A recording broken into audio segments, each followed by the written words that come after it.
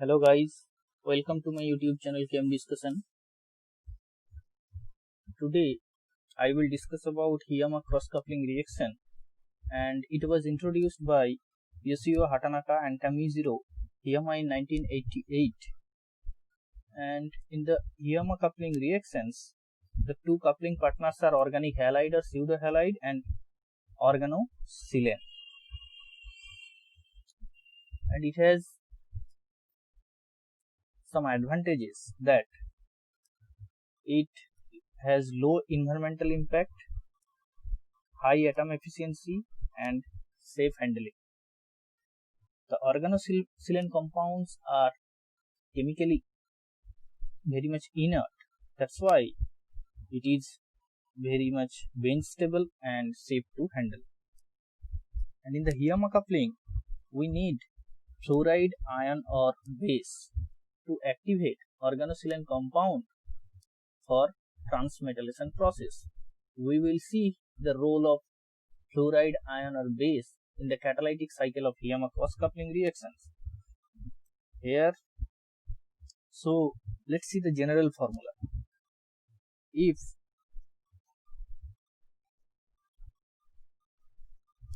this is organosilane compound and this one is organic halide or pseudohalide, under the Hiyama cross-coupling condition, here palladium catalyst and fluoride ion source or base, this gives cross-coupled product. So organosilane compound is cross-coupled with organic halide or pseudohalide in the presence of palladium catalyst and fluoride ion source or base to give cross-coupled product. Now we'll see the catalytic cycle of Hiyama coupling.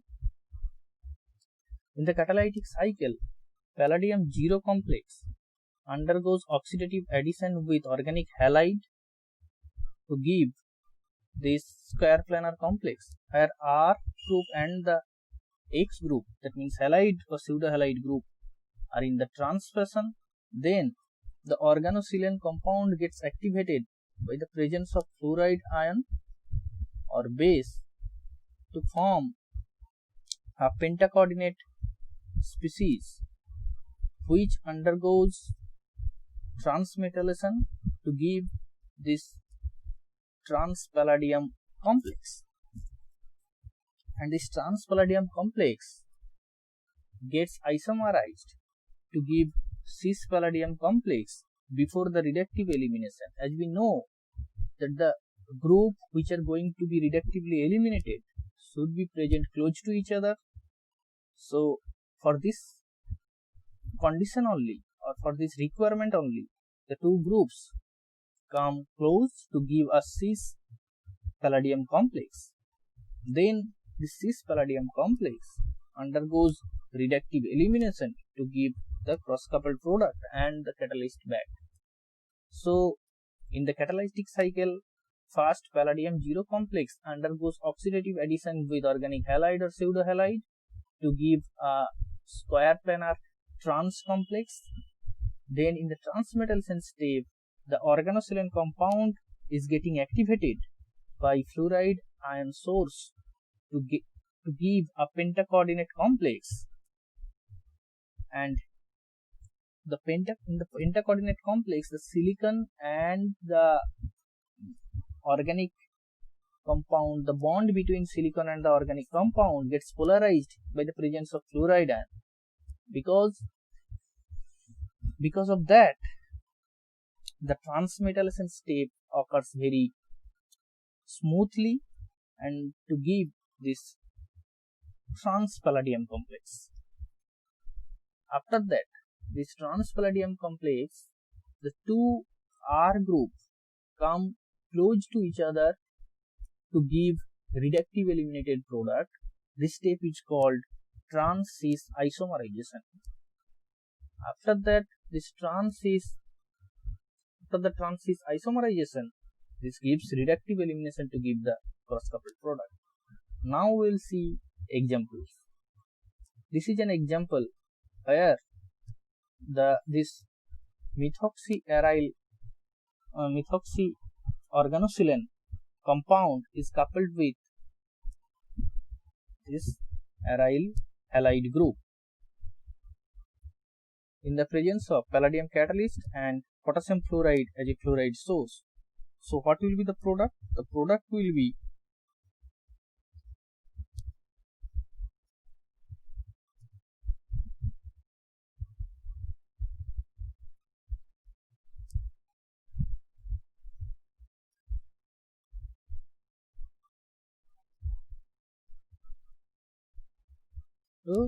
this is the product. It is a very important examples of EMR cross coupling. Now I will discuss some recently published work which actually shows the importance of EMR cross coupling reaction or the variant of EMR cross coupling reaction. So let's see the first one. Here this is a ring closing reaction where the allyl palladium species or complex is used as a catalyst and tertiary butyl ammonium fluoride is used as a fluoride source to get a ring closing product. So let's see what is the structure of product. The structure of product is like that, and this work actually published in actually a very important or famous chemistry journal, that is Journal of American Chemical Society in 2010. So this shows the importance of this work. Now we will see another work. This is actually sp3 sp2 cross coupling reaction by in the HEMA condition, and the catalyst is very much nickel. This carbon is sp3 and this carbon is sp2. Now here is the importance of this reaction, because in the cross coupling reaction it is very difficult to get a product by coupling a sp3 carbon and sp2 carbon. So here the catalyst is nickel and the fluoride cesium fluoride. Now let's see the structure of the